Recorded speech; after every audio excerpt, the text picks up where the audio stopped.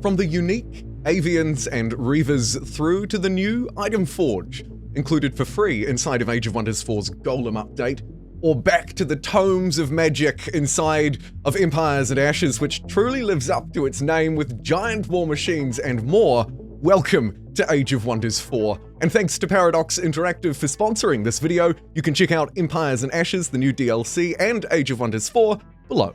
Now, let's crack in. I've got 5 categories to cover. The first one based around the DLC, it's Avian's form and the Reaver's culture. Highly distinct and unique, and I mean, just take a look at that form in the introduction.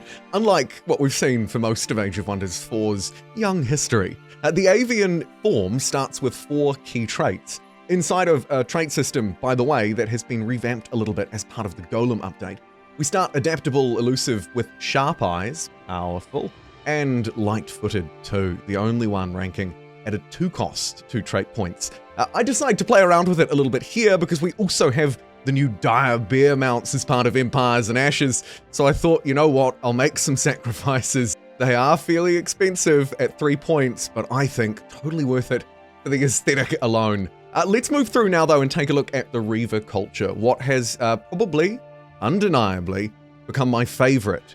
I like what it brings, and I love how distinct it is. And of course, in the beginning, and accompanied by some of the new tomes of magic as well that I'll use throughout this video to build a collective piece, we have some great units, some really flavorful units. The cast net is fantastic.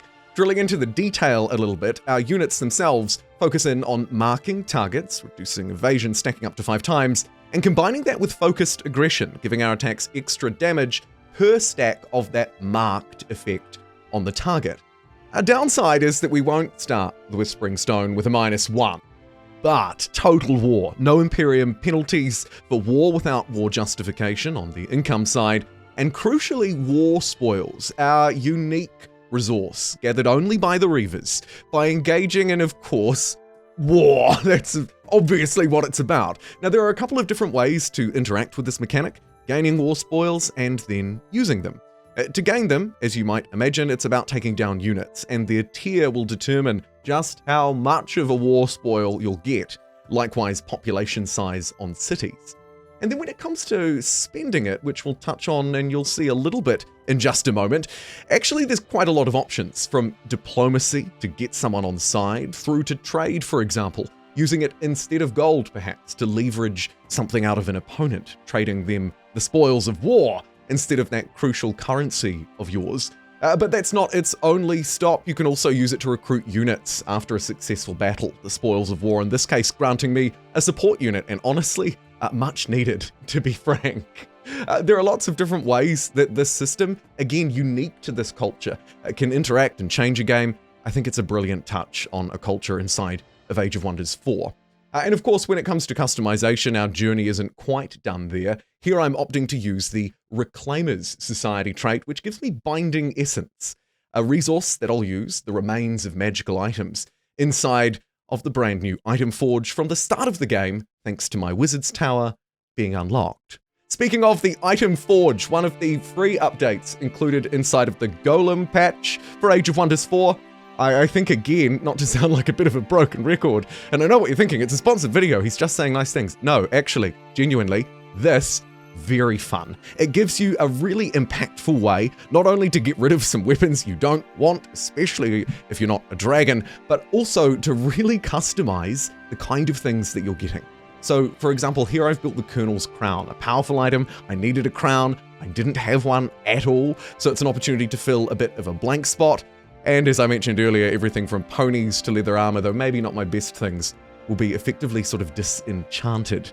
We can craft basically anything, forging what we like from every single category that we can equip. The infusion points system themselves determines the tier of the item that you'll produce, and they range a little bit depending on cost and time and the amount of infusions that you choose to inject inside of the item. The infusions are available dependent on the types of magical materials that you get as well, so there's a real impact with what you have on the world, and then the kinds of, say, enchantments, if you will, upgrades, infusions, what have you, that power up your weapons and gear and equipment. You can create some truly customizable items, of course, not just the name, but the look, the feel, the kind of damage that you're dealing. I think this is a wonderful touch, filling a gap that I wasn't quite sure existed in Age of Wonders 4, but definitely with my locked and fried pistol sword combo, I'm certain that it was. It's a brilliant touch inside of the free update. But returning back now to the paid DLC, Tomes of Magic inside of Empires and Ashes. There are 4 new ones on offer. As you can imagine, they align quite well with the Avian sort of Reaver build that I'm knocking together slowly throughout this video, but they also operate, obviously, in a distinct way. All 4 of them, as you can see here by the Tier 1 Tome of Alchemy about inflicting enemies with debuffs and mitigating them on your own units, as well as a bit of empire building around the edges. But this one here, and all of them, as I was saying, focus in on Materium. However, they all have a dual effect, so we'll be bringing another affinity along with us, and we'll have our own Avian traits to use. Now, back to the Tomes of Magic. At the second level, we're going to get the Tome of Construct. This one here, really fascinating. If you'd like to build an army, say, of bronze golems, have their minds linked together, sharing in a compounding defensive and in future aggressive ability, you can really bring in a powerfully positioned army that benefits from being adjacent to one another in sort of like a synchronized formation, if you will.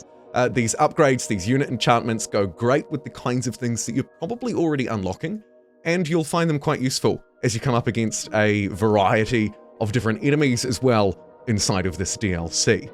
Now, when it comes to actually bringing them into the battlefield, looking gorgeous as always, in this case, a siege of a city, you will have a lot of options. And of course, it's not just the bird brains that we're bringing in, it's machines as well, which we'll see in just a moment. As we move through, particularly into the Tome of Magic at Tier 3, we start to mechanize, industrialize, if you will, bring in some really heavy war and gear into this fight. Let's take a look at it now. Here's Tome of Dreadnought, this one more chaos infused. Again, that power of, quote, mighty machines to obliterate enemies with powerful barrages, and they're not underestimating that when they state it. Not just the Great Bombard here, as you can see, a siege project, accompanied by a few other things inside of the tome, of course 6 in total. It's the Ironclad, a powerful unit inside of this tome. You'll also come up against them, enemy ones, so if you can't make it yourself and you don't get the tome, don't worry, you'll still get to check it out, though you may not want to. It has direct fire and a barrage shot if you're looking to deal a bit more damage across a broader field, and you can load specific types of shot, shrapnel, incendiary, and sundering shots, which will all have different impacts. The final Tome of Magic here, Tome of Severing, unlocked at Tier 4, combines a bit of that shadow affinity with Materium. Of course, we haven't seen that yet. We've seen a different affinity combined with Materium at each phase, and that's good to see. Here, our unit, particularly most interesting to me, the Severing Golem. Here you can see it in action. You've probably seen it before, and you will undoubtedly see them patrolling around the map, causing quite a nuisance. More on that toward the end of the video.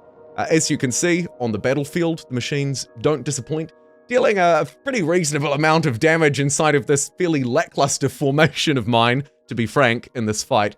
They're really impressive to use. I like their sound design. They add a fun side to Age of Wonders 4, and just that little bit more diversity. And again, as I mentioned earlier in the video, I do quite genuinely believe that this new culture in particular, with its war, spoils, and everything else that it brings, alongside these Tomes of Magic, of course, builds quite a complete package, and a very distinct package.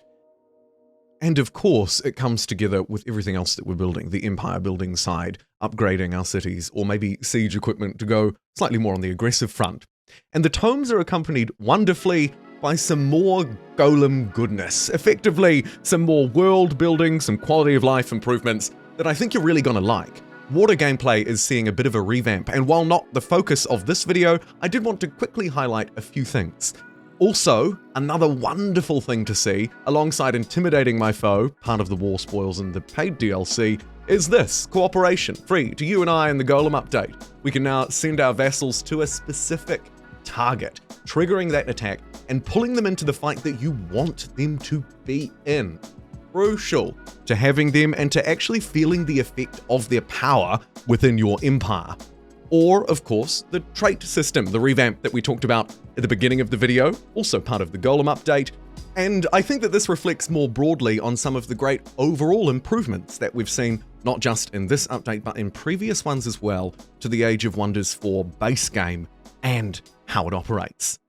Moving back through though, one very important thing, Seals of Power. Seals of Power included inside of the Empires and Ashes DLC, accompanied by some stories. You'll find it also inside of the Realm setup.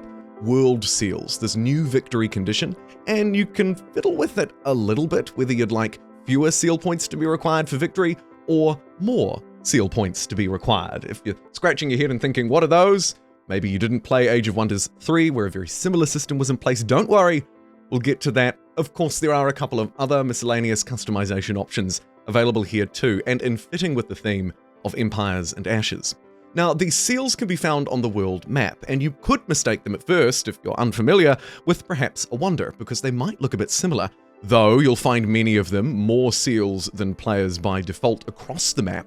They'll be guarded by marauder armies that will come back and fight for more, and you have to try and hold on to them, not just destroying the marauder armies, sometimes proving a little bit difficult, to be frank, but also then defending it from your foes, the other players in and around the world, because they want a piece of the pie as well. And while there's plenty to go around, there can ultimately, of course, only be one winner.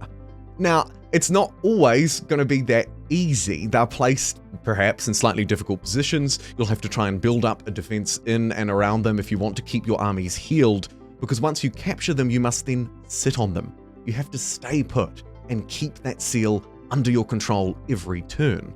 Again, defending against marauders or foes, honestly, sometimes caught a little bit off guard. Now, in this case, my army was, I thought, fairly ready for the fight, but no. The insanity condition that you might have seen slightly just earlier in the video was unfortunately the death of me right from the start. Nonetheless, capturing and holding seals will grant you 1 point per turn per seal, and the first player to get to the total number of points required wins. Though take care, because the AI is not going to let you away with it. They will fight you. I had them siege my cities while I was out doing it. I think that overall, the package that we've discussed today is a very enjoyable one inside of Age of Wonders 4, through both the Golem update and Empires and Ashes. Thanks again to Paradox Interactive for sponsoring this video. There'll be a link below if you'd like to check out Age of Wonders 4, and I'll see you all next time.